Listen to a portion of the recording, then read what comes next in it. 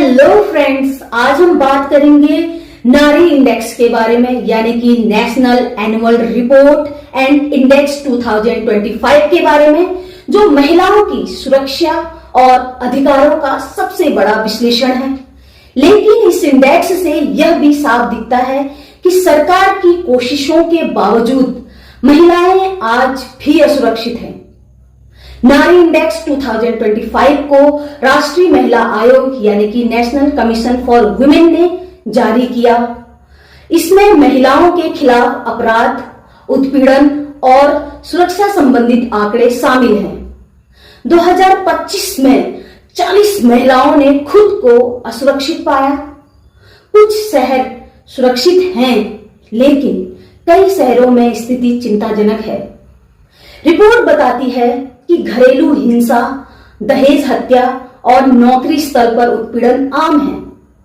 सबसे सुरक्षित शहर कोहिमा को और सबसे असुरक्षित शहर फरीदाबाद को बताया है। सरकार ने हेल्पलाइन और सुरक्षा ऐप लॉन्च किए, लेकिन कई मामलों में कार्यवाही देर से होती है। कई अपराधों पर रिपोर्ट होने के बावजूद सही समय पर न्याय नहीं मिलता। सरकार ने नए कानून और महिला हेल्पलाइन शुरू किए हैं, लेकिन रिपोर्ट बताती है कि कानूनी कार्यवाही धीमी है और पीड़ितों को न्याय मिलने में सालों लग जाते हैं। सरकार की कोशिशें हैं, लेकिन जमीनी स्तर पर बदलाव बहुत कम है। अब सवाल उठता है, महिलाएं आज भी क्यों ये सब झेल रही हैं, जबकि इंडिया दुनिया में टेक्नोलॉजी, इकोनॉमी और इंटरनेशनल लेवल पर तेजी से आगे बढ़ रहा है। लेकिन जब बात महिलाओं की सुरक्षा की आती है, तो हम पीछे क्यों रह जाते हैं? क्या सिर्फ कानून बनाने और रिपोर्ट जारी करना ही पर्याप्त है, या फिर सिर्फ योजनाओं और मीटिंग्स का दावा दिखाना ही सरकार की पूरी कोशिश है? हमने देखा कि महिलाएं रात में डर के कारण बाहर नहीं निकल पा रही। अपराध की बढ़ती संख्या और धीमी कानूनी कार्यवाही साफ दिखती है कि सरकारी प्रयास जमीनी स्तर पर नाकाफी है।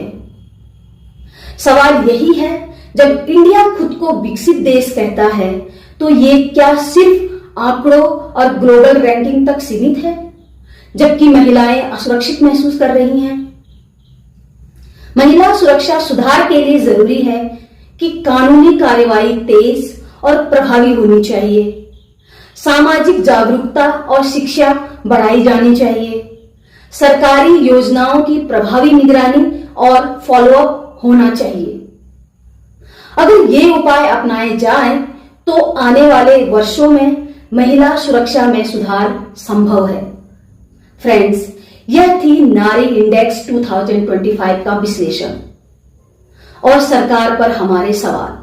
अगर आपके मन में भी कोई सवाल है, तो प्लीज हमें कमेंट्स में जरूर शेयर करें।